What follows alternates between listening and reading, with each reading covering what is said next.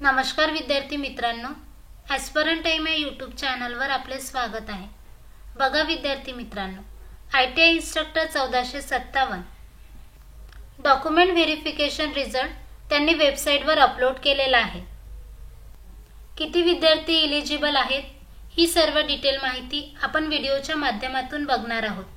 त्यापूर्वी तुम्ही जर चॅनलवर नवीन असाल तर आपल्या चॅनलला सबस्क्राइब करा आणि व्हिडिओला लाईक करा। बघा विद्यार्थी मित्रांनो, ही आहे DVTची वेबसाईट।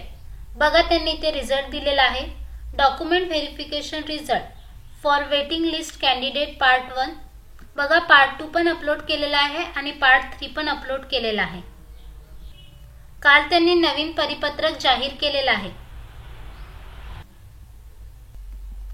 परिपत्रक क्रमांक 181 प्रमाणपत्र कागदपत्र पडताळणीचा निकाल डॉक्युमेंट व्हेरिफिकेशन रिझल्ट।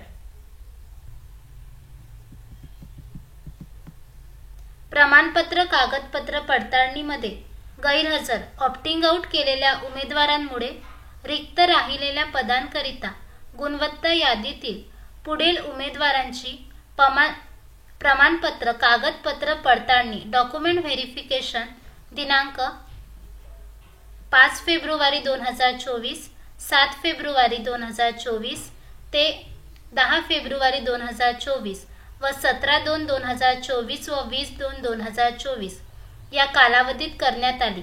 सदर पदभरतीच्या अनुषंगाने महाराष्ट्र प्रशासकीय न्यायाधिकरण औरंगाबाद येथे दाखल याचिकेवरील अंतिम न्याय निर्णयाच्या अधीन राहून सदर प्रमाणपत्र कागदपत्र पडताळणीचा निकाल डॉक्युमेंट व्हेरिफिकेशन रिझल्ट या परिपत्रकाद्वारे प्रसिद्ध करण्यात येत आहे, तरी संबंधित सर्व उमेदवारांनी याची नोंद घ्यावी।